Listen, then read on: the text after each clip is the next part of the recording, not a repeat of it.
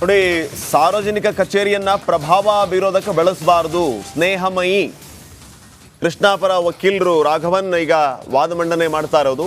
ಭ್ರಷ್ಟಾಚಾರ ನಿಯಂತ್ರಣ ಕಾಯ್ದೆ ತತ್ವಗಳ ಪ್ರಕಾರ ಸಾರ್ವಜನಿಕ ಕಚೇರಿಯನ್ನ ಪ್ರಭಾವಕ್ಕಾಗಿ ಬಳಸಬಾರದು. ನಿಮ್ಮ ಪ್ರಭಾವ ಬಳಸಿ ನಿಮಗೆ ಲಾಭ ಮಾಡಿಕೊಳ್ಳುವಂಥ ಕೆಲಸವನ್ನ ಮಾಡಬಾರದು ಅಂತ ಹೇಳಿ ಅವರು ಪ್ರಸ್ತಾಪ ಮಾಡ್ತಾ ಇರೋದು. ಸಾರ್ವಜನಿಕ ಕಚೇರಿಗಳು ಸಾರ್ವಜನಿಕರಿಗಾಗಿ ಇರುತ್ತೆ ಹೊರತಾಗಿ ತಮ್ಮ ಅಧಿಕಾರವನ್ನು ದುರ್ಬಳಕೆ ಮಾಡಿಕೊಂಡು ಅವ್ರ ಮೇಲೆ ಪ್ರಭಾವ ಹೇರಿ ಲಾಭಕ್ಕಾಗಿ ಬಳಸ್ಕೋಬಾರದು ಅನ್ನೋದು ರಾಘವನ್ ಅವರ ವಾದ. 17A ಈ ಎಲ್ಲ ವಿಚಾರಗಳನ್ನು ಹೇಳುತ್ತೆ. ಸೊ ಇದನ್ನ ಉಲ್ಲಂಘನೆ ಮಾಡಿದರೆ ಅದು ಭ್ರಷ್ಟಾಚಾರ ನಿಯಂತ್ರಣ ಕಾಯ್ದೆಯ ಅಡಿಯಲ್ಲಿ ತನಿಖೆಗೆ ಯೋಗ್ಯವಾದಂತಹ ಪ್ರಕರಣವಾಗುತ್ತೆ. ಸೊ ಇಲ್ಲಿ ಪ್ರತಿ ಹಂತದಲ್ಲಿಯೂ ಕೂಡ ನಿಯಮಗಳ ಉಲ್ಲಂಘನೆ ಆಗಿದೆ ಅಂತ ಹೇಳ್ತಿರೋದು. ಲೀಗಲ್ ಆಗಿದೆಯಾ ಅಥವಾ ಇಲ್ಲೀಗಲ್ ಆಗಿದೆಯಾ? ವಕೀಲ ರಾಘವನ್ಗೆ ನ್ಯಾಯಮೂರ್ತಿಗಳು ಪ್ರಶ್ನೆ ಇದು.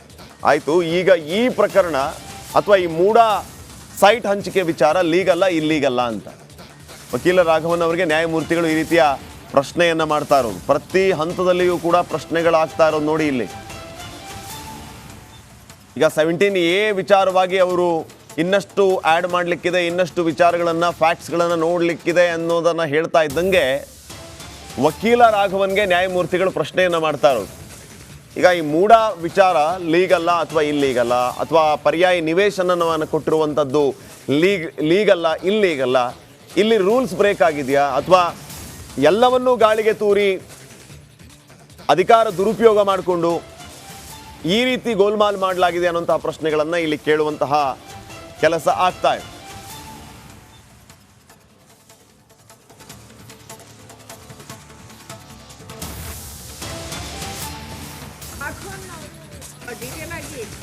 ಹೋಗ್ತಾ ಇದ್ದಾರೆ. ಇಡೀ ಮೂಡ ಕೇಸ್ ಏನು ಅಂತ ಕೂಡ ಡೀಟೇಲ್ ಆಗಿ ಎಕ್ಸ್ಪ್ಲೇನ್ ಮಾಡ್ತಾ ಹೋಗ್ತಾ ಇದ್ದಾರೆ.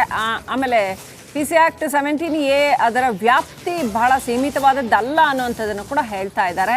ಅದನ್ನು ಇಷ್ಟಕ್ಕೆ ಸೀಮಿತ ಮಾಡೋಕ್ಕಾಗಲ್ಲ. ಅಂದರೆ ಒಬ್ಬ ಅಧಿಕಾರಿ ಪರ್ಮಿಷನ್ ಕೇಳಬೇಕು ಕೇಳಲ್ಲ ಅನ್ನೋದಕ್ಕಷ್ಟೇ ಸೀಮಿತ ಮಾಡೋಕ್ಕಾಗಲ್ಲ, ಅದಕ್ಕೆ ಸಿಕ್ಕಾಪಟ್ಟೆ ವ್ಯಾಪ್ತಿ ಇದೆ ಅನ್ನೋದನ್ನು ಹೇಳ್ತಾ ಇದ್ದಾರೆ. ಇದು ಕೇವಲ ಅರ್ಜಿದಾರರು ಹಾಗೂ ನಮ್ಮ ನಡುವಿನ ವಿಚಾರ ಅಲ್ಲ, ಬದಲಾಗಿ ಸಾರ್ವಜನಿಕ ಆಡಳಿತ ಶುದ್ಧತೆಯ ವಿಚಾರ ಅಂತ ಒಂದು ದೊಡ್ಡ ಆಯಾಮವನ್ನು ಕೊಡ್ತಾ ಇದ್ದಾರೆ. ಅದಕ್ಕೆ ಅದು ಸಾರ್ವಜನಿಕ ಆಡಳಿತ ಹೇಗಿರಬೇಕು ಅನ್ನೋದ್ರ ಬಗ್ಗೆ ಅಂತ ಅದು ಮುಖ್ಯಮಂತ್ರಿಗಳ ಕಚೇರಿಗೂ ಕೂಡ ಅನ್ವಯಿಸುತ್ತೆ ಅನ್ನುವಂಥದ್ದು.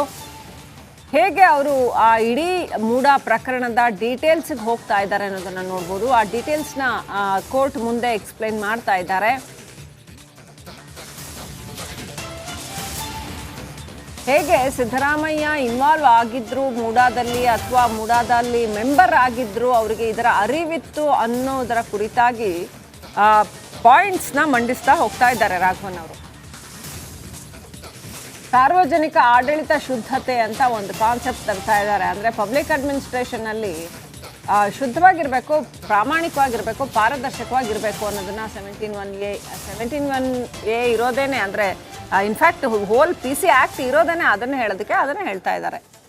ಸ್ನೇಹಮಯಿ ಕೃಷ್ಣಾಪರ ವಕೀಲ ರಾಘವನ್ ಅವ್ರು ಹೇಳ್ತಾ ಇರೋವಂಥದ್ದು ಇದು ಕೇವಲ ಒಬ್ಬ ಅಧಿಕಾರಿ ಪರ್ಮಿಷನ್ ತೊಗೋಬೇಕೋ ಬೇಡವೋ ಅಥವಾ ಸಂಸ್ಥೆ ಪರ್ಮಿಷನ್ ತೊಗೋಬೇಕೋ ಬೇಡವೋ ಇಷ್ಟೇ ವಿಚಾರ ಅಲ್ಲ. 17A ಅಥವಾ 17 ಅಥವಾ ಓವರಾಲ್ PC Act ಇದೆಯಲ್ಲ, ಅದು ಹೇಳೋದೇನೆ ಸಾರ್ವಜನಿಕ ಜನಪ್ರತಿನಿಧಿ ಆದವನು ಸಾರ್ವಜನಿಕ ಜೀವನದಲ್ಲಿ ಶುದ್ಧವಾಗಿರಬೇಕು ಅನ್ನೋದು ಇಲ್ಲಿ ವಿಚಾರ. ಹಾಗಾಗಿನೇ ಆ ಭ್ರಷ್ಟಾಚಾರ ನಿಯಂತ್ರಣ ಕಾಯ್ದೆನ ತಂದಿರತಕ್ಕಂಥದ್ದು. ಅದೇ ಆಯಾಮದಲ್ಲಿ ಈಗ ರಾಘವನ್ ಅವರು ವಾದ ಮಂಡನೆ ಮಾಡ್ತಾ ಇದ್ದಾರೆ. ಡೀಟೇಲ್ಸ್ ಕೊಡ್ತಾ ಇದ್ದಾರೆ ಅವರು. ಮುಂದಿನ ಡೀಟೇಲ್ಸ್ನ ನಾವು ನೋಡ್ತಾ ಹೋಗೋದಾದ್ರೆ ಡೀಟೇಲ್ಸ್ ಕೊಡ್ತಾ ಇದ್ದಾರೆ. ಮೂಡ ಹಗರಣದ ಕುರಿತಾದ ಡೀಟೇಲ್ಸ್ ಕೊಡ್ತಾ ಇದ್ದಾರೆ. 96ಇಂದ 99ವರೆಗೂ ಸಿದ್ದರಾಮಯ್ಯ DCM ಆಗಿದ್ರು. ಇದು ತುಂಬ ಮುಖ್ಯವಾದದ್ದು ಅಂತ 97ನಲ್ಲಿ 98ಅಲ್ಲಿ ಏನು ಇಲ್ಲಿ ಸಲಿಕೆ ಮಾಡಲಾಗತ್ತೆ ಅದನ್ನು ಕೂಡ ಅವರು ಹೇಳ್ತಾ ಇದ್ದಾರೆ. 2004ರಿಂದ 2005ರವರೆಗೂ ಕೂಡ ಉಪಮುಖ್ಯಮಂತ್ರಿ ಆಗಿದ್ರು ಅನ್ನೋಂಥದ್ದನ್ನ ಹೇಳ್ತಾ ಇದ್ದಾರೆ. ಅಂದರೆ ಅವರು ಅಷ್ಟು ದೊಡ್ಡ ಹುದ್ದೆಯಲ್ಲಿ ಇದ್ದರು ಅಂತ. ಮತ್ತೆ ಮೂಡಾದ ಮೆಂಬರ್ ಕೂಡ ಆಗಿದ್ರು ಅವರು ಆಲ್ ಥ್ರೂ. ಆ ಹುದ್ದೆ ಇದ್ದಾಗ ಅವರು ಪ್ರಭಾವ ಬಳಸಿ ಈ ರೀತಿ ಮಿಸ್ಯೂಸ್ ಮಾಡ್ಕೊಂಡ್ರ ಅನ್ನುವಂಥ ವಿಚಾರವನ್ನು ಅವರು ಪ್ರಸ್ತಾಪ ಮಾಡ್ತಿದ್ದಾರೆ ಅಂತ ಅನ್ಸುತ್ತೆ. ಎಸ್, ಅದನ್ನೇ ಹೇಳ್ತಾ ಇರುವಂಥದ್ದು ರಾಘವನ್ ಅವರು. ಅಂದರೆ ಸಾರ್ವಜನಿಕ ಜೀವನದಲ್ಲಿದ್ದಾಗ, ಪ್ರಭಾವಶಾಲಿ ವ್ಯಕ್ತಿಯಾಗಿದ್ದಾಗ, ಹುದ್ದೆಯಲ್ಲಿ ಇದ್ದಾಗ ಹೇಗೆ ನಡ್ಕೊಳ್ತಾರೆ ಅನ್ನುವಂಥದ್ದು ಶುದ್ಧತೆ, ಸಾರ್ವಜನಿಕ ಆಡಳಿತದಲ್ಲಿ ಶುದ್ಧತೆ ಅಂತ ಅದನ್ನೇ ಹೇಳಿದವರು. 2004-05 ಅವರು ಉಪಮುಖ್ಯಮಂತ್ರಿ ಆಗಿದ್ರು, 13ರಿಂದ 18ರವರೆಗೂ ಮುಖ್ಯಮಂತ್ರಿ ಆಗಿದ್ರು, ಹಾಗೂ 2023ರಿಂದ ಈಗಲೂ ಕೂಡ ಮುಖ್ಯಮಂತ್ರಿ ಆಗಿದ್ದಾರೆ. ಇಷ್ಟು ದೊಡ್ಡ ಹುದ್ದೆಯಲ್ಲಿ ಇದ್ದಾಗ ಈ ಇಡೀ ಪ್ರಕರಣದಲ್ಲಿ ಪಾರದರ್ಶಕತೆ ಇಲ್ಲವಲ್ಲ, ಅವರ ಇನ್ವಾಲ್ವ್ಮೆಂಟ್ ಕಂಡು ಬರ್ತಾ ಇದೆಯಲ್ಲ, ಅದ್ರ ಬಗ್ಗೆ ರಾಘವನ್ ಅವರು ಪಾಯಿಂಟ್ ಔಟ್ ಮಾಡ್ತಾ ಇದ್ದಾರೆ. ಅಂದರೆ ತಮ್ಮ ಹುದ್ದೆಯಲ್ಲಿದ್ದು, ಈಗಾಗಲೇ ಶ್ರೀಪಾದ್ ಹೇಳ್ತಾ ಇದ್ದಾಗೆ ಅವ್ರು ತಮ್ಮ ಹುದ್ದೆಯಲ್ಲಿದ್ದು ಅದನ್ನು ದುರ್ಬಳಕೆ ಮಾಡ್ಕೊಂಡ್ರ ಅನ್ನೋ ಆಯಾಮವನ್ನೇ ಹೈಲೈಟ್ ಮಾಡ್ತಾ ಇದ್ದಾರೆ ರಾಘವನ್ ಅವರು. 17A PC ಆ್ಯಕ್ಟ್ದು ಈ ಹಿಂದೆ ಮಣಿಂದರ್ ಸಿಂಗ್ ಅವರು ಹೇಳಿದ್ದಿರ್ಬೋದು ಅಥವಾ ಬೇರೆಯವರು ಲಾಯರ್ಗಳು ಹೇಳಿದ್ದೇನು ಅಂತಂದರೆ, ಅದರ ಆಯಾಮ ಏನಪ್ಪ ಅಂತಂದರೆ, ಇಲ್ಲಿ ಕೇವಲ ಪಬ್ಲಿಕ್ ಸರ್ವೆಂಟು ಕೇಳಿದರೆ ಮಾತ್ರ ಅಂತಲ್ಲ, ಯಾರು ಬೇಕಾದರೂ ಕಂಪ್ಲೇಂಟ್ ಕೊಡ್ಬೋದು, ರಾಜ್ಯಪಾಲರ ಪ್ರಾಸಿಕ್ಯೂಷನ್ಗೆ ಅನುಮತಿ ಕೊಡ್ಬೋದು ಅಂತ ವಾದ ಮಾಡಿದರು. ಈಗ ರಾಘವನ್ ಏನು ಹೇಳ್ತಾ ಇದ್ದಾರೆ, ಮೂಡಾ ಹಗರಣದಲ್ಲಿ ಇದು ಮೂಲ ನಿಂಗ ಅನ್ನುವಂಥ ಒಬ್ಬ ವ್ಯಕ್ತಿಗೆ ಸೇರಿರ್ತಕ್ಕಂಥ ಜಮೀನು. ದೇವರಾಜ್ ಅನ್ನೋರು ಡಿನೋಟಿಫೈ ಮಾಡಿಸ್ಕೊಂಡು ಪಡ್ಕೊಳ್ತಾರೆ ಈ ಜಮೀನನ್ನು. ಆದರೆ ಅದು ಮೈಲಾರಯ್ಯ ಅನ್ನೋರಿಗೆ ಸಿಗಬೇಕಾಗಿತ್ತು ಮುಂದೆ. ಅವರ ನಿಂಗ ಅನ್ನೋರ ಫ್ಯಾಮಿಲಿ ಮೆಂಬರ್ ಮೈಲಾರಯ್ಯ ಅವ್ರಿಗೆ ಮುಂದೆ ಸಿಗಬೇಕಾಗಿತ್ತು. ಆದರೆ ಅದು ಇವ್ರಿಗೆ ಹೆಂಗೆ ಸಿಕ್ತು ಅಂದರೆ CM ಕುಟುಂಬಸ್ಥರಿಗೆ ಹೆಂಗೆ ಸಿಕ್ತು ಅನ್ನೋ ಅರ್ಥದಲ್ಲಿ ಕೇವಲ ಇದೊಂದೇ ಜಮೀನು ಡಿನೋಟಿಫೈ ಆಗಿದೆಯಾ ಅಥವಾ ಬೇರೆ ಜಮೀನು ಕೂಡ ಡಿನೋಟಿಫೈ ಆಗಿದೆಯಾ ಅಂತ ಅಲ್ಲಿ ನ್ಯಾಯಮೂರ್ತಿಗಳು ಕೇಳ್ತಾರೆ, ಇನ್ನೊಂದಿಷ್ಟು ಪ್ರಶ್ನೆಗಳನ್ನು ಕೇಳ್ತಾರೆ. ಈ ಜಮೀನನ್ನು ಭೂಸ್ವಾಧೀನ ಮಾಡಿಕೊಂಡು ಹಣ ಕೂಡ ಡಿಪಾಸಿಟ್ ಮಾಡಲಾಗುತ್ತೆ ಅಂತ ರಾಘವನ್ ಅವರು ಡೀಟೇಲ್ಸ್ ಕೊಡ್ತಾ ಹೋಗ್ತಾರೆ. ಡಾಕ್ಯುಮೆಂಟ್ ಏನೇನಿದೆ, ಡೀಟೇಲ್ಸ್ ಏನಿದೆ ಅದನ್ನು ಕೊಡ್ತಾ ಹೋಗ್ತಾರೆ ಕೋರ್ಟ್ಗೆ. ಸೊ ನ್ಯಾಯಮೂರ್ತಿಗಳು ಮಧ್ಯದಲ್ಲಿ ಕೇಳ್ತಾರೆ, ಇದೊಂದೇ ಜಮೀನು ಡಿನೋಟಿಫೈ ಆಗಿರೋದಾ ಅಥವಾ ಆ ಟೈಮಲ್ಲಿ ಇನ್ನೂ ಸುಮಾರು ಜಮೀನೆಲ್ಲ ಡಿನೋಟಿಫೈ ಆಯ್ತಾ ಅಂತ. ಇಲ್ಲ, ಇದೊಂದೇ ಜಮೀನು ಡಿನೋಟಿಫೈ ಆಗಿರೋದು ಅಂತ ರಾಘವನ್ ಅವರು ಹೇಳ್ತಾರೆ.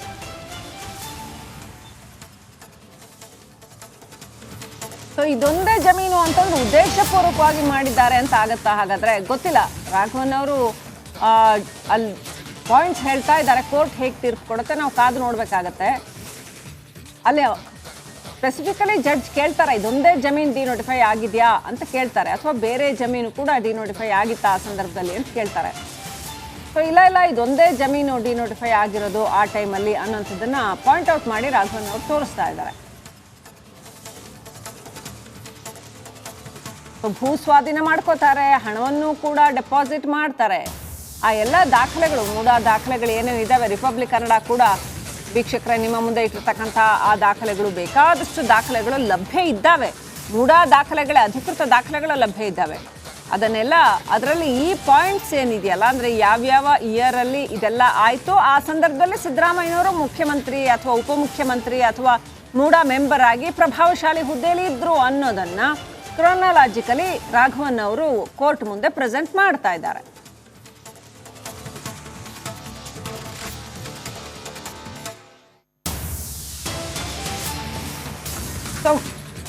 ಡಿನೋಟಿಫೈ ವಿಚಾರಕ್ಕೆ ಸಂಬಂಧಪಟ್ಟಂಗೆ ಭಾರಿ ಚರ್ಚೆ ಆಗ್ತಾ ಇರೋದು. ಈ ಡಿನೋಟಿಫೈ ಆದ್ಮೇಲೆ ಹಣ ಡಿಪಾಸಿಟ್ ಮಾಡೋದು, ಡಿನೋಟಿಫೈ ಯಾವಾಗ ಆಗಿತ್ತು, ಇದೇ ಜಮೀನು ಡಿನೋಟಿಫೈ ಆಗಿತ್ತಾ, ಬೇರೆ ಜಮೀನು ಡಿನೋಟಿಫೈ ಆಗಿತ್ತಾ, ಭೂ ಸ್ವಾಧೀನ ಮಾಡಿಕೊಂಡು ಹಣ ಡಿಪಾಸಿಟ್ ಮಾಡೋದು.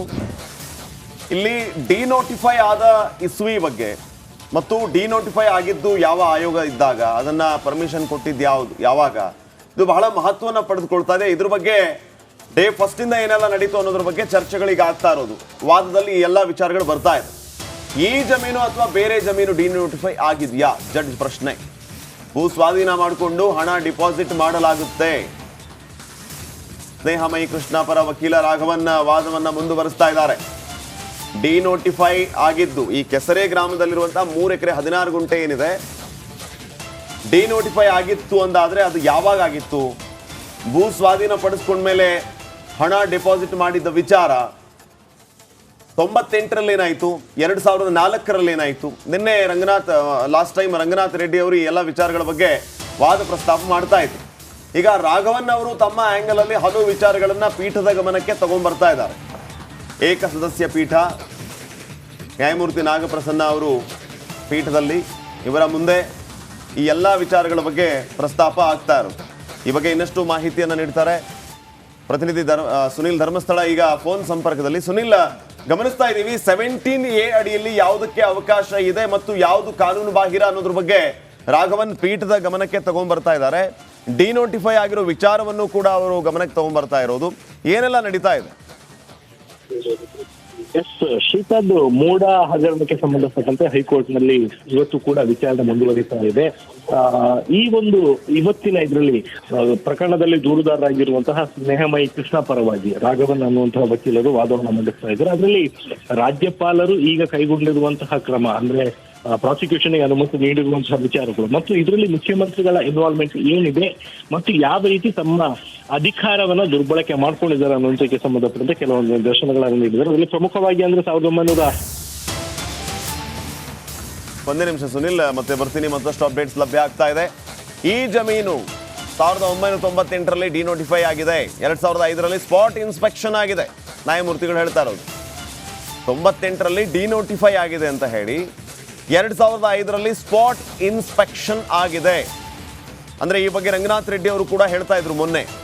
ಆಗಿನ ತಹಸೀಲ್ದಾರ್, ಜಿಲ್ಲಾಧಿಕಾರಿಗಳು ಇದನ್ನ ಸ್ಪಾಟ್ ಇನ್ಸ್ಪೆಕ್ಷನ್ ಅಂದರೆ ಪರಿಶೀಲಿಸಿದ್ದೀವಿ ಅನ್ನೋ ರೀತಿಯಲ್ಲಿ ಬೆಳವಣಿಗೆಗಳು ಆದವು ಅಂತ. ಆಗ ಡಿ ಸಿ ಆಗಿದ್ದಂಥವರು ಈಗ ರಾಯಚೂರಿನ MP ಆಗಿದ್ದಾರೆ ಅನ್ನೋಂಥ ಮಾತನ್ನು ಕೂಡ ರಂಗನಾಥ್ ರೆಡ್ಡಿ ಅವರು ಹೇಳ್ತಾ ಇದ್ರು. ಸೊ ಡಿನೋಟಿಫೈ ಆಗಿದ್ದು ಯಾವಾಗ, ಸ್ಪಾಟ್ ಇನ್ಸ್ಪೆಕ್ಷನ್ ಆಗಿದ್ದು ಯಾವಾಗ, ಈ ಎಲ್ಲ ವಿಚಾರಗಳು ಕೂಡ ಅಲ್ಲಿ ಮತ್ತೆ ಚರ್ಚೆಗೆ ಬರ್ತಾ ಇರುವಂಥದ್ದು.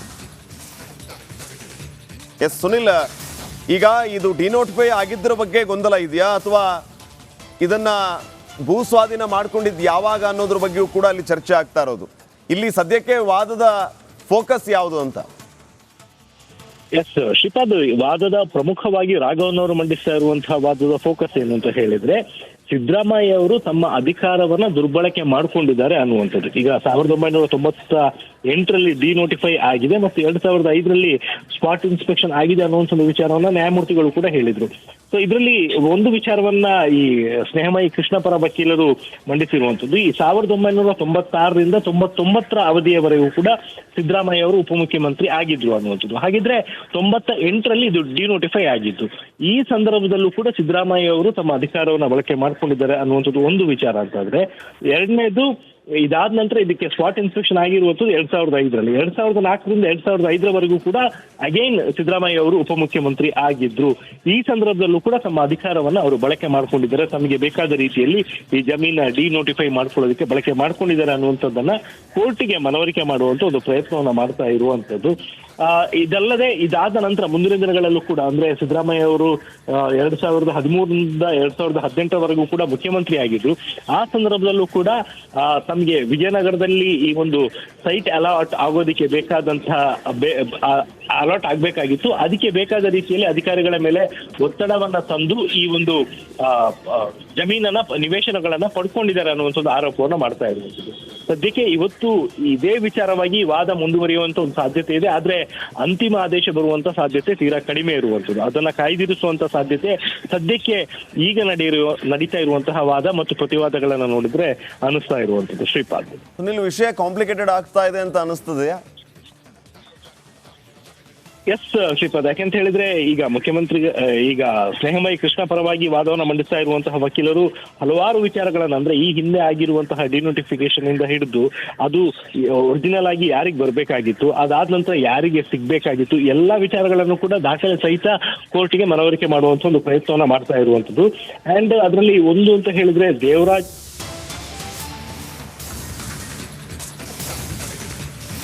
ಎಸ್ ನೋಡಿ, ಈಗ ನಾವು ಪ್ರಸ್ತಾಪ ಮಾಡ್ತಾ ಇದ್ದಂಥ ವಿಷಯ ಏನು ಅನ್ನೋದ್ರ ಬಗ್ಗೆ ಚರ್ಚಿಸ್ತಾ ಇಲ್ಲ. ಬಹುಶಃ ಕಾಂಪ್ಲಿಕೇಟೆಡ್ ಆಗ್ತಾ ಇದೆಯಾ ವಿಷಯ, ಅಥವಾ ನಾವು ಇದನ್ನ ಕಾಂಪ್ಲಿಕೇಟೆಡ್ ಮಾಡ್ತಾ ಇದ್ದೀವಿ ಅನ್ನುವಂಥದ್ದೇ ಈಗ ಕೋರ್ಟ್ನಲ್ಲಿ ವಾದದ ಸಂದರ್ಭದಲ್ಲಿ ಕೇಳಿ ಬರ್ತಾ ಇರುವಂತಹ ಮಾತು. ನಾವು ಇದನ್ನ ಕಾಂಪ್ಲಿಕೇಟೆಡ್ ಮಾಡ್ತಾ ಇದ್ದೀವಿ, ವಿಷಯ ಏನು ಅನ್ನೋದ್ರ ಬಗ್ಗೆ ಚರ್ಚೆನೇ ಮಾಡ್ತಾ ಇಲ್ಲ. ಸ್ನೇಹಮಯಿ ಕೃಷ್ಣ ಪರ ವಕೀಲ ರಾಘವನ್ ಅವರು ಈ ಎಲ್ಲ ವಿಚಾರಗಳನ್ನು ಪ್ರಸ್ತಾಪ ಮಾಡ್ತಾ ಇರೋದು, ಇದನ್ನು ಕೂಡ ಅವರು ಪೀಠದ ಮುಂದೆ ಇಡ್ತಾ ಇರೋದು.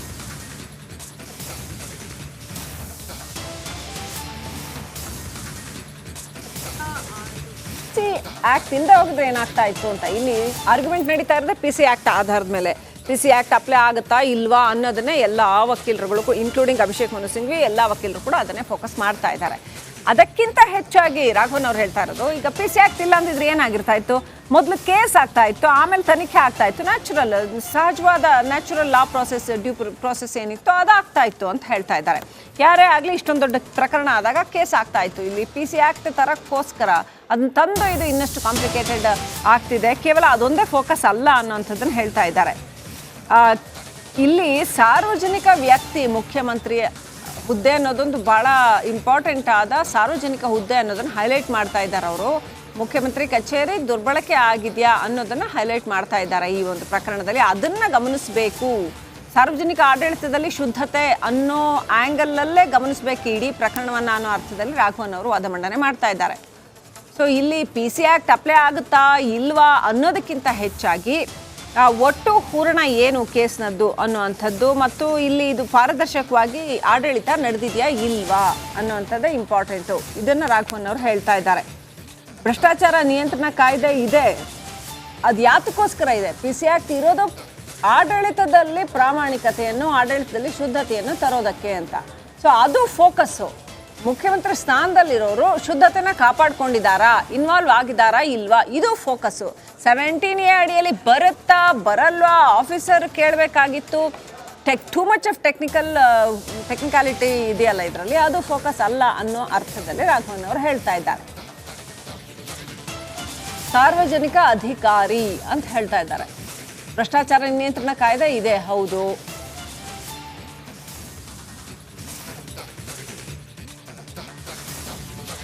ಜಸ್ಟ್ ಅಪ್ಡೇಟ್ ಪಡ್ಕೊಳ್ಳೋಣ. ನಮ್ಮ ಹಿರಿಯ ಪ್ರತಿನಿಧಿ ಸುನಿಲ್ ಧರ್ಮಸ್ಥಳ ಇದ್ದಾರೆ. ಸುನಿಲ್, ರಾಘವನ್ ಅವರು ಮಣಿಂದರ್ ಸಿಂಗ್ ಮೊನ್ನೆ ಏನು ವಾದ ಮಂಡನೆ ಮಾಡಿದ್ರಲ್ಲ ಅದಕ್ಕಿಂತ ಡಿಫ್ರೆಂಟ್ ಆಗಿ ಒಂದು ಆ್ಯಂಗಲ್ ಕೊಡ್ತಾ ಇದ್ದಾರೆ ಇಡೀ ವಾದಕ್ಕೆ. ಏನಂತಂದರೆ ಅವರು 17A ಮೊನ್ನೆ ಅಭಿಷೇಕ್ ಮನು ಸಿಂಘ್ವಿ ಇರ್ಬೋದು ಅಥವಾ ಮಣಿಂದರ್ ಸಿಂಗ್ ಎಲ್ಲರೂ ಕೂಡ ವಾದ ಮಾಡಿದ್ದು 17A ಅಪ್ಲೈ ಆಗುತ್ತಾ ಇಲ್ವಾ ಅಂತ. ಈಗ ರಾಘವನ್ ಅವರು ಹೇಳ್ತಾ ಇರೋದು ಕೇವಲ ಅದಷ್ಟೇ ಅಲ್ಲ, ಇದರಲ್ಲಿ ಆಡಳಿತದಲ್ಲಿ ಶುದ್ಧತೆ, ಮುಖ್ಯಮಂತ್ರಿಗಳ ಕಚೇರಿ ದುರ್ಬಳಕೆ ಆಗಿದೆಯಾ ಇಲ್ವಾ ಅನ್ನುವಂಥದ್ದು ಅಂತ ಈಸ್ ಒಂಥರ ಅವರು ಇನ್ನು ಡೀಪರ್ ಆಸ್ಪೆಕ್ಟ್ಸಿಗೆ ಹೋಗ್ತಾ ಇದ್ದಾರೆ. Am I right Sunil? Please elaborate. Exactly Sulakshmi, ಇವತ್ತು ರಾಘವನ್ ಅವರು ಮಂಡಿಸ್ತಾ ಇರುವಂತಹ ವಾದದಲ್ಲಿ ಪ್ರಮುಖವಾಗಿ ಕೊಂಡು ಬರ್ತಾ ಇರುವಂತದ್ದು CM ಸಿದ್ದರಾಮಯ್ಯ ಅವರು ತಮ್ಮ ಅಧಿಕಾರವನ್ನ ದುರ್ಬಳಕೆ ಮಾಡ್ಕೊಂಡಿದ್ದಾರೆ ಅನ್ನುವಂಥದ್ದು. ಅದನ್ನ ಕೋರ್ಟಿಗೆ ಮನದಟ್ಟು ಹೋಲ್ಡ್ ಆನ್ ಸುನಿಲ್, ನಾವು ಬರ್ತೀವಿ ನಿಮ್ಮ ಹತ್ರ ವಾಪಸ್ಸು. ಅರ್ಜಿದಾರರ ಬಾಮೈದನಿಗೆ ದೇವರಾಜು ಜಮೀನು ಮಾರ್ತಾರೆ, ಅನಂತರ ಗಿಫ್ಟ್ ಡೀಡ್ ಮಾಡ್ತಾರೆ ಅಂತ ಅಮೂಢ ಪ್ರಕರಣದ ಸ್ಟೆಪ್ ಬೈ ಸ್ಟೆಪ್ ಡೀಟೇಲ್ಸ್ ಏನಿದೆಯಲ್ಲ ಅದನ್ನ ಹೇಳ್ತಾ ಇದ್ದಾರೆ. ಅಷ್ಟೆಲ್ಲ ಮಾಡಿ ಅದಕ್ಕೆ ಕಾಂಪೋಸಿಷನ್ ಕೊಡಿ ಅಂತ ಕೇಳ್ತಾರೆ ಅಂತ. ಅರ್ಜಿದಾರರ ಬಾಮೈದನಿಗೆ ದೇವರಾಜು ಅವರು ಕೊಡ್ತಾ ಇರೋದನ್ನ ಅಂತ ಏನೇನಾಯ್ತು ಇಡೀ ಪ್ರಕರಣದಲ್ಲಿ ಅಂತ ರಿಪಬ್ಲಿಕ್ ಕನ್ನಡ ಏನು ದಾಖಲೆಗಳನ್ನ ನಿಮ್ಮ ಮುಂದೆ ಇಟ್ಟಿತ್ತಲ್ಲ ಅದನ್ನು ಸ್ಟೆಪ್ ಬೈ ಸ್ಟೆಪ್ ಹೇಳ್ತಾ ಇದ್ದಾರೆ. ಅರ್ಜಿದಾರರ ಬಾಮೈದನಿಗೆ ಅಂದರೆ CM ಬಾಮೈದನಿಗೆ ದೇವರಾಜು ಅವರು ಜಮೀನನ್ನ ಮಾರ್ತಾರೆ, ಅನಂತರ ಅವರು CM ಪತ್ನಿಗೆ ಗಿಫ್ಟ್ ಡೀಡ್ ಮಾಡ್ತಾರೆ, ಅನಂತರ ನಮಗೆ ಅದಕ್ಕೆ ಪರಿಹಾರ ಕೊಡಿ ಅಂತ ಕೇಳ್ತಾರೆ ಅಂತ. ಅಂದರೆ ಜಮೀನನ್ನು ಕೊಂಡುಕೊಂಡು ಕನ್ವರ್ಟೆಡ್ ಲ್ಯಾಂಡನ್ನು ಕೊಂಡುಕೊಂಡು ಅದಕ್ಕೆ ಹೆಂಗೆ ಪರಿಹಾರ ಕೇಳ್ತಾರೆ? ಅದನ್ನು ಬೇರೆಯವ್ರಿಗೆ ಗಿಫ್ಟ್ ಡೀಡ್ ಮಾಡಿ ಎಷ್ಟೆಲ್ಲ ಆಗಿದೆ ನೋಡಿ ಇದರಲ್ಲಿ. ಇದು ಸಹಜವಾಗಿ ಇವರು ಜಮೀನನ್ನು ಕೊಂಡ್ಕೊಳ್ತು ಅದಕ್ಕೆ ಪರಿಹಾರ ಕೊಡಿ ಅಂತ ಹೇಳುವಂಥ ಒಂದು ಸ್ಟ್ರೈಟ್ ಫಾರ್ವರ್ಡ್ ವೇ ಇಲ್ಲ. ಇಲ್ಲಿ ಬೇಕಾದಷ್ಟು ಬೇರೆ ಬೇರೆ ವ್ಯವಹಾರಗಳಾಗಿದೆ. ಅದನ್ನು ಕೋರ್ಟ್ ಮುಂದೆ ಪ್ರೆಸೆಂಟ್ ಮಾಡ್ತಾ ಇದ್ದಾರೆ ರಾಘವನ್ ಅವರು, ಏನೆಲ್ಲ ಆಗಿದೆ ಅಂತ. ಹೆಂಗೆ ದೇವರಾಜು ಅವರಿಂದ ಕೊಂಡ್ಕೋತಾರೆ ಇವರು ಈ CM ಅವರ ಬಾವಮೈದ, ಅನಂತರ ಅದನ್ನು ಗಿಫ್ಟ್ ಡೀಡ್ ಬೇರೆ ಮಾಡ್ತಾರೆ. ಸೊ ಆದರೆ ಅಷ್ಟೊತ್ತಿಗಾಗಲೇ ಏನಾಗಿತ್ತು, ಇವ್ರು ಕೊಂಡ್ಕೊಳ್ಳೋ ಅಷ್ಟೊತ್ತಿಗಾಗಲೇ ಅದು ಸೈಟಾಗಿ ಬೇರೆಯವ್ರಿಗೆ ಹಂಚಿಕೆ ಆಗಿಬಿಟ್ಟಿತ್ತಲ್ಲ. ಮತ್ತೆಲ್ಲಿಂದ ಕನ್ವರ್ಷನ್ನು? ಆಲ್ರೆಡಿ 98ಅಲ್ಲೇ ಕನ್ವರ್ಷನಿಗೆ ಅಪ್ಲೈ ಮಾಡಿ ಅದು ಸೈಟಾಗಿ ಅದನ್ನು ಬೇರೆಯವ್ರಿಗೆ ಹಂಚಿ ಎಲ್ಲ ಆಗಿತ್ತಲ್ಲ. ಮತ್ತೆ ಯಾಕೆ ಇವರು ಅಪ್ಲೈ ಮಾಡ್ತಾರೆ ಕನ್ವರ್ಷನ್ಗೆ ಅನ್ನೋಂಥದ್ದೊಂದು ಮೇಜರ್ ಪ್ರಶ್ನೆ. ರಿಪಬ್ಲಿಕ್ ಕನ್ನಡ ಕೂಡ ಈ ಪ್ರಶ್ನೆಯನ್ನು ಎತ್ತಿತ್ತು. ಅದನ್ನೇ ರಾಘವನ್ ಅವರು ಕೂಡ ಪಾಯಿಂಟ್ ಔಟ್ ಮಾಡ್ತಾ ಇದ್ದಾರೆ. ಅಂದರೆ ಇರ್ರೆಗ್ಯುಲಾರಿಟೀಸು ಕಂಟಿನ್ಯೂಯಸ್ ಆಗಿದೆ ಅನ್ನೋಂಥದ್ದು. ಅದು ಒಂದೆರಡು ಇರ್ರೆಗ್ಯುಲಾರಿಟೀಸ್ ಅಲ್ಲ, ಇಡೀ ಪ್ರಕರಣನ ನೀವು ನೋಡ್ತಾ ಬಂದರೆ ಸಾಕಷ್ಟು ಪ್ರಶ್ನೆಗಳು ಹೇಳುತ್ತೆ. ಆಲ್ರೆಡಿ ಕನ್ವರ್ಟೆಡ್ ಲ್ಯಾಂಡನ್ನು ಮತ್ತೆ ಕನ್ವರ್ಷನಿಗೆ ಅಪ್ಲೈ ಮಾಡ್ತಾರೆ, ಸೈಟ್ ಆಗಿ ಹಂಚಿಕೆ ಆಗಿರುವಂಥ ಲ್ಯಾಂಡನ್ನು ಮತ್ತೆ ಕನ್ವರ್ಷನಿಗೆ ಅಪ್ಲೈ ಮಾಡ್ತಾರೆ, ನಿವೇಶನಗಳು ಆಗ್ಬಿಟ್ಟಿದೆ ಅದನ್ನು ಬೇರೆಯವ್ರಿಗೆ ಹಂಚಿಕೆ. ಈಗ ಅವ್ರು ಏನು ಹೇಳ್ತಾರೆ ನೋಡಿ, ಅವರ ಆರ್ಗ್ಯುಮೆಂಟಲ್ಲೇ ಸಿದ್ದರಾಮಯ್ಯನವ್ರು ಕೊಟ್ಟರೆ ಎಕ್ಸ್ಪ್ಲನೇಷನಲ್ಲೇ ಸಿಕ್ಕಾಪಟ್ಟೆ ಕಾಂಟ್ರಡಿಕ್ಷನ್ ಇದೆ. ಅದನ್ನೇ ರಾಘವನ್ ಅವರು ಹೈಲೈಟ್ ಮಾಡ್ತಾ ಇದ್ದಾರೆ. ರಾಜ್ಯಪಾಲರಿಗೆ ಏನು ಉತ್ತರ ಕೊಟ್ರಲ್ಲ ಸಿದ್ದರಾಮಯ್ಯನವರು, ಆ ಇಡೀ ಅರ್ಜಿ ಮೂಡಾದ ಅರ್ಜಿ ಏನಿದೆಯಲ್ಲ ಅದರಲ್ಲೇ ಒಂದು ರಾಶಿ ಕಾಂಟ್ರಡಿಕ್ಷನ್ಗಳು ಕಾಣುತ್ತೆ ಅನ್ನೋವಂಥದ್ದು. ಫಸ್ಟ್ ಹೇಳ್ತಾರೆ ನಮ್ಮ ಜಮೀನನ್ನು ಆಕ್ಯುಪೈ ಮಾಡ್ಕೊಳ್ತು ಅಂತ, ಆಮೇಲೆ ನೋಡಿದ್ರೆ ಅದು ಬೇರೆಯವರಿಂದ ಕೊಂಡ್ಕೊಂಡಿರೋಂಥ ಜಮೀನು. ಆ ಬೇರೆಯವ್ರು ನೋಡಿದ್ರೆ ಅದು ಮೃತ ವ್ಯಕ್ತಿಯ ಹೆಸರಲ್ಲಿ RTC ಆಗಿರ್ತಕ್ಕಂಥದ್ದು. ಆಮೇಲೆ ನೋಡಿದ್ರೆ ಅದನ್ನು ಅಲ್ಲಿ ಪ್ಲೇಸ್ ವಿಸಿಟ್ ಮಾಡಿದ್ದಾರೆ ಅಂತ ಹೇಳಲಾಗುತ್ತೆ. ಆದರೆ ಕೃಷಿ ಭೂಮಿ ಅದನ್ನು ಕನ್ವರ್ಟ್ ಮಾಡಿಕೊಡ್ತಾ ಇದ್ವಿ 2005 ಹೇಳ್ತಾರೆ. ಆದ್ರೆ ಅಷ್ಟೊತ್ತಿಗಾಗಲೇ ಅದನ್ನು ಆಕ್ಯುಪೈ ಮಾಡ್ಕೊಂಡು ಅಲ್ಲಿ ಕೃಷಿ ಭೂಮಿನೇ ಇಲ್ಲ, ಸೈಟ್ ಮಾಡಿ ಬೇರೆಯವ್ರಿಗೆ ಹಂಚಾಗಿತ್ತು. ಆ ಸೈಟ್ ಮಾಡಿ ಹಂಚಿರೋ ಜಾಗ ತಮ್ಮದು ಅಂತ ಹೇಳ್ತಾರೆ. So lot of confusions, lot of contradictions. ಅದನ್ನ ರಾಘವನ್ ಅವರು ಹಂತ ಹಂತವಾಗಿ ಮೊನ್ನೆ ಆಕ್ಚುಲಿ ಶ್ರೀಲಕ್ಷ್ಮಿ ಇದೇ ವಿಚಾರ ಇನ್ನೂ ಗೊಂದಲಕ್ಕೆ ಕಾರಣ ಆಗಿದ್ದೇನಂತಂದ್ರೆ ರಂಗನಾಥ್ ರೆಡ್ಡಿ ಅವರು ಇದೇ ವಿಚಾರವನ್ನ ಪ್ರಸ್ತಾಪ ಮಾಡ್ತಾರೆ. ಕೋರ್ಟ್ನಲ್ಲಿ ಜಡ್ಜ್ ಸಾಹೇಬರು ಇದನ್ನೇ ಪ್ರಶ್ನೆ ಮಾಡೋದು, ಅಂದ್ರೆ ಮೂಡ ಕೃಷಿ ಭೂಮಿಯನ್ನ ಡಿನೋಟಿಫೈ ಮಾಡದೇನೆ ನಿವೇಶನ ಕೊಟ್ಟಿದ್ದು, ಹಾಗಿದ್ರೆ ಮೂಡ ತಪ್ಪಲ್ವಾ ಅನ್ನುವಂಥ ಪ್ರಶ್ನೆಯನ್ನ ಮಾಡಿದಾಗ ರಂಗನಾಥ್ ರೆಡ್ಡಿ ಅವರು ಇದೇ ಪಾಯಿಂಟ್ ಅನ್ನು ನಾವಿಲ್ಲಿ ಏನು ಪ್ರಶ್ನೆ ಮಾಡ್ತಾ ಇದ್ದೀವಿ ಅಂತಂದ್ರೆ ಕೃಷಿ ಭೂಮಿಯನ್ನ ಇವರು ಹೇಗೆ ನಿವೇಶನ ಮಾಡಿಕೊಟ್ರು ಅಂತ. ಸೊ ರಾಘವನ್ ಅವರು ಕೂಡ ಈ ವಿಚಾರವನ್ನ ಇಲ್ಲಿ ಪ್ರಸ್ತಾಪ ಮಾಡ್ತಾ ಇರೋದು. Right, let's go back to Sunil. Sunil, ಇದರಲ್ಲಿ ಮೂಡಾ ಕೇಸಲ್ಲೇನೆ ರಾಜ್ಯಪಾಲರಿಗೆ ಸಿಎಂ ಕೊಟ್ಟಿರ್ತಕ್ಕಂಥ ಉತ್ತರ ಮತ್ತು ಮೂಡಾದಲ್ಲಿ ಲಭ್ಯ ಇರತಕ್ಕಂಥ ಅಧಿಕೃತ ದಾಖಲೆಗಳಲ್ಲೇನೆ ನಾನು ಈಗಾಗಲೇ ಹೇಳ್ತಾ ಇದ್ದಾಗ ಬೇಕಾದಷ್ಟು ಕಾಂಟ್ರಡಿಕ್ಷನ್ಸ್ ಇದೆ ಅಂತ. ಸೊ ಅದನ್ನೆಲ್ಲ ಜಡ್ಜ್ ಮುಂದೆ ತರ್ತಾರ. ಈಗ ಇದಕ್ಕೆ ಸ್ಟೇ ಕೊಡಬಾರ್ದು, ಪ್ರಾಸಿಕ್ಯೂಷನ್ಗೆ ಅನುಮತಿ ಕೊಡಬೇಕು ಅಂತ ಅಂದರೆ ಸುನಿಲ್, ಇನ್ನೂ 1-1.5 ದಿನ ವಾದ ಕಂಟಿನ್ಯೂ ಆಗತ್ತಾ? ಇಡೀ ಕೇಸ್ನ ಎಲ್ಲ ಆಯಾಮಗಳನ್ನು ತರ್ತಾರಾ? ಶ್ರೀಲಕ್ಷ್ಮಿ, ಈಗ ವಾದ ಮಂಡನೆ ಆಗ್ತಿರುವಂತಹ ರೀತಿಯನ್ನ ನೋಡಿದ್ರೆ ಇವ್ರು ತುಂಬಾ ಡೀಪ್ ಆಗಿ ಈ ಹಿಂದೆ ಆಗಿರುವಂತಹ ಘಟನೆಗಳು ಮತ್ತು ಅದಕ್ಕೆ ಸಂಬಂಧಪಟ್ಟಂತೆ ಇರುವಂತಹ ದಾಖಲೆಗಳು ಎಲ್ಲವನ್ನು ಕೂಡ ಕೋರ್ಟ್ ಮುಂದೆ ಇಡ್ತಿದ್ದಾರೆ. ಕೇವಲ ಇದು ನಿನ್ನೆ ಮೊನ್ನೆಯಿಂದ ಆಗಿರುವಂತದ್ದಲ್ಲ, 1998ರಿಂದ ಈ ಕಡೆ ಆಗಿರುವಂತಹ ಪ್ರತಿಯೊಂದು ಘಟನೆಯ ಬಗ್ಗೆ ಕೂಡ ಕೋರ್ಟಿಗೆ ಮನದಟ್ಟು ಮಾಡುವಂತ ಪ್ರಯತ್ನವನ್ನ ಮಾಡುತ್ತಿದ್ದಾರೆ.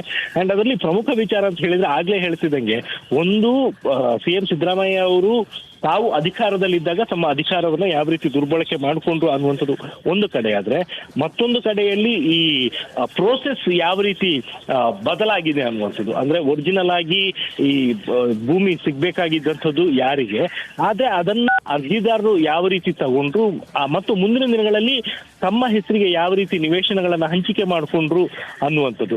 ಸೊ ಈ ಎಂಟೈರ್ ಪ್ರೋಸೆಸ್ ಅದು ಇಲ್ಲಿಗಲ್ ಆಗಿ ನಡೆದಿದೆ ಅನ್ನುವಂಥ ಕೋರ್ಟಿಗೆ ಮನದಟ್ಟು ಮಾಡುವಂತ ಒಂದು ಪ್ರಯತ್ನವನ್ನ ಮಾಡ್ತಾ ಇರುವಂಥದ್ದು. ಅಂತಿಮವಾಗಿ ದಾಖಲೆಗಳ ಎಲ್ಲವನ್ನೂ ಕೂಡ ಪರಿಶೀಲನೆ ಮಾಡಿ ಈ ಪ್ರಕರಣಕ್ಕೆ ಸಂಬಂಧಪಟ್ಟಂತೆ ಒಂದು ಅಂತಿಮವಾದಂತಹ ಆದೇಶವನ್ನು ಮತ್ತೆ ವಾಪಸ್ ಬರ್ತೀವಿ. ದಯವಿಟ್ಟು ಸಂಪರ್ಕದಲ್ಲಿರಿ ಸುನಿಲ್.